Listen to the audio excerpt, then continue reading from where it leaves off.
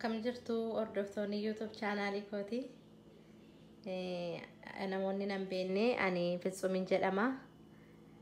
Har'a immoo akkaataa itti piizaa mana keenya keessatti ijoollee keenyaaf hojjennu yeroo alaa bituu hin dandeenye kanatti mana keenya keessatti akkaataa nuun itti piizaa ijoolleef hojjennudha kan ani isinitti agarsiisuu barbaade.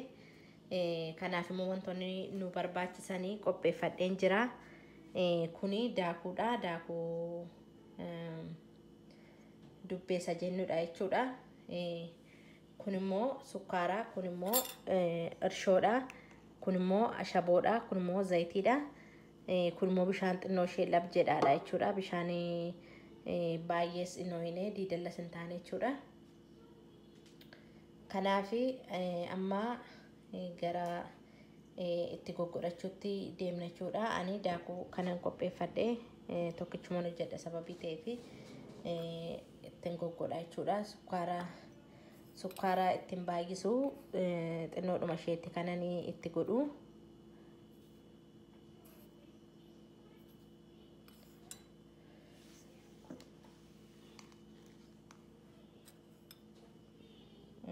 Irshoorraas immoo akkasumaan itti godha jechuudha.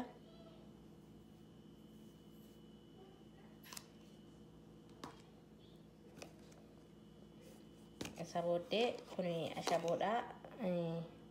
Ashaboorraa immoo akkasittiin itti godhadha jechuudha.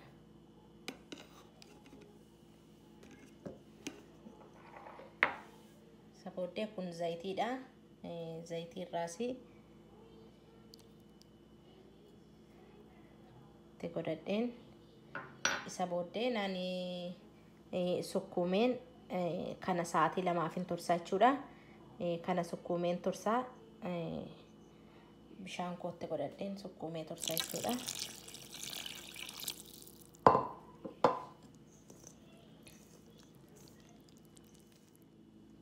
Ishee hordoftoota koo sa'aatii 2 booddee deebi'ee dhufeen jira.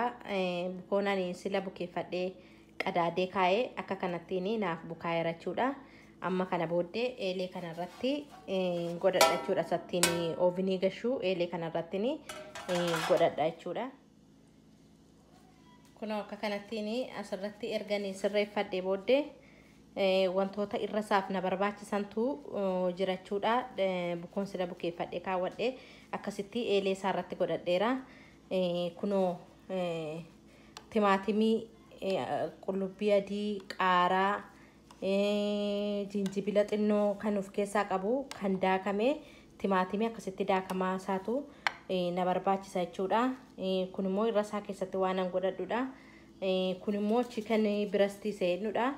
Ijoolleen jaallatu sababii ta'eef namni guddaanis baay'ee namatti tola. Irra isaa kana appiliidhaan chickeniidhaan waan barbaadaniin godhachuu dandeessu jechuudha isin. Anarra half veggie fi half chickeniidha. Walakkaa veggie fi walakkaa chickeniidhaan hojjedha jechuudha. Akka kanattiin soosii isaa kana irra dibaa jechuudha.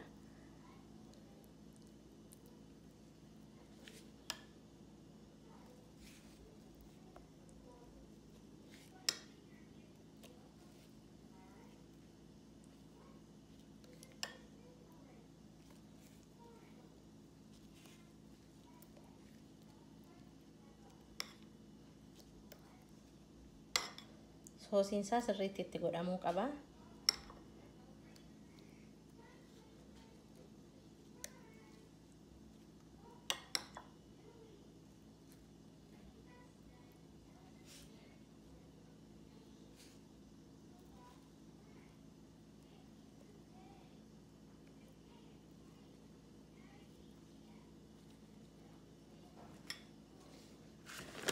Soosii isaa kanattiin ergan itti godhadhee booddee kuni chiiziidha jechuudha. Chiizii immoo irra isaa keessattiin godhadha jechuudha.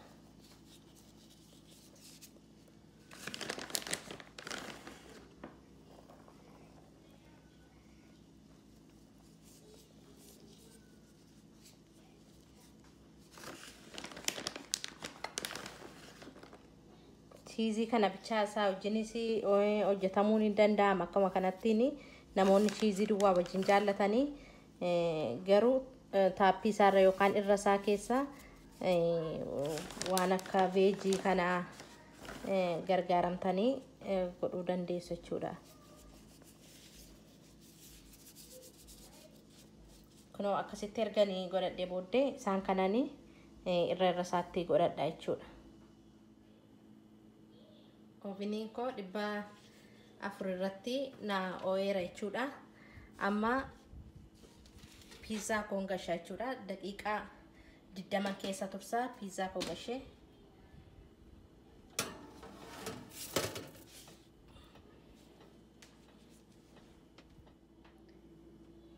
Piizaan keenya bishaateera. Haala kanaanii piizaa bareedaatu ba'e jechuudha. Walakkaa chikenii fi walakkaa veejiidhaanii ba'e. Waan hordoftanii fi baay'ee guddaa galatoomaan isiniin jedha. YouTube koo kana laayikii godhaa, sheerii godhaa, subscribe gochuu hin dagatinaa. Nu wajjin maatii ta'a isiniin jennaa. Nyaata gaarii isiniif haa ta'u. Bye. Akkam jirtu hordoftoonni YouTube chaanaalii kooti. Namoonni nan beekne ani Fitsumin jedhama. Arrammoo akkaataa itti piizaa mana keenya keessatti ijoollee keenyaaf hojjennu yeroo alaa bituu hin dandeenye kanatti mana keenya keessatti akkaataa nuun itti piizaa ijoolleef hojjennudha kan ani isinitti agarsiisuu barbaade. Kanaaf immoo wantoonni nu barbaachisanii qopheeffadheen jira. Kuni daakuudha. Daakuu dubbeessa jennudha jechuudha. Kun immoo sukkaara, kun immoo irshoodha, kun immoo ashaboodha, kun immoo zayitiidha, kun immoo bishaan xinnoo ishee lab jedhaadha jechuudha. Bishaan baay'ees inooyine diidallas hin taane jechuudha. Kanaaf amma gara itti goggodhachuutti deemna jechuudha. Ani daakuu kanan qopheeffadhe tokkichumaan hojjedha sababii ta'eef ittiin goggodha jechuudha. Sukkaara ittiin baay'isu xinnoodhuma isheetti kanan itti godhu.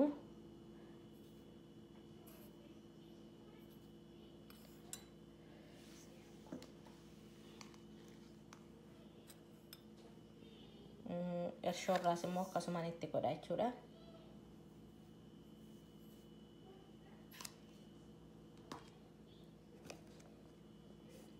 Isa booddee kun ashaboodha.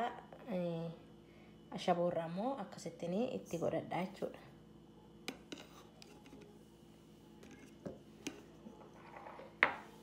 Isa booddee kun zayitiidha. Zayitiirraas itti godhadheen. Isa booddee naani sukkuumeen kana sa'aatii 2 tursaa jechuudha. Kana sukkuumeen tursaa. Bishaan kootti godhadheen sukkuumee tursaa jechuudha.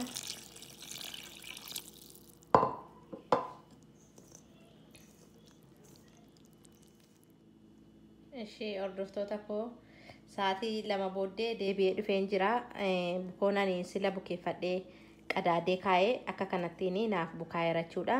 Amma kana booddee eelee kanarratti godhadha jechuudha. Sattiin oovinii gashuu eelee kanarratti godhadha jechuudha. Kun akka kanattiin asirratti erganii sirreeffadhee booddee wantoota irra isaaf na barbaachisantu jira jechuudha. Bukoon sila bukeeffadhee kaawwadhee akkasitti eelee isaarratti godhadheera. Kunoo timaatimii, qullubbii adii, qaaraa, jinjibila xinnoo kan of keessaa qabu kan daakame timaatimii akkasitti daakamaa isaatu na barbaachisa jechuudha. Kun immoo irra isaa keessatti waan an godhadhudha. Kun immoo chicken breast seenudha.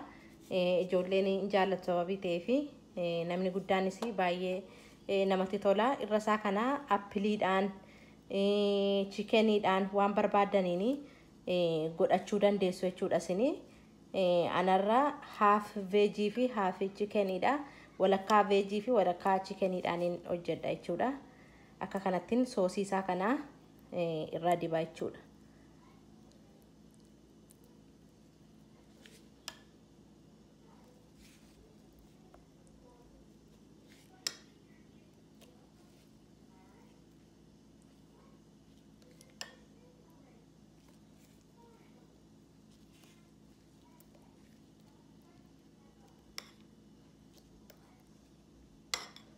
Soosiin isaa sirriitti itti godhamuu qaba.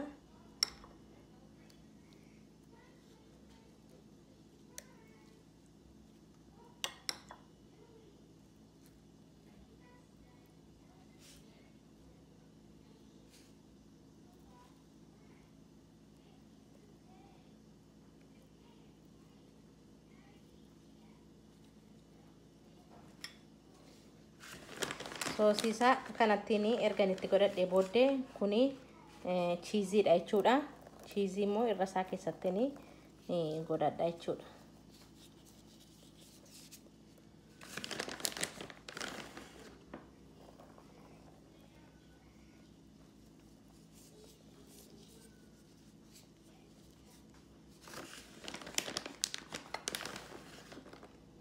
Chiizii kana bichaa isaa wajjinis hojjetamuu ni danda'ama. Akkuma kanattiin namoonni chiizii duwwaa wajjin jaallatanii garuu taappii isaarra yookaan irra isaa keessa waan akka veejii kana gargaaramtanii godhuu dandeessu jechuudha.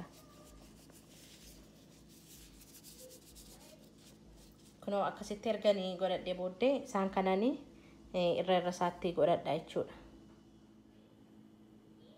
Oviniin koo 400 irratti na ooyeera jechuudha. Amma piizaa koon gashaa jechuudha. Daqiiqaa 20 keessa tursaa piizaa koo gashee.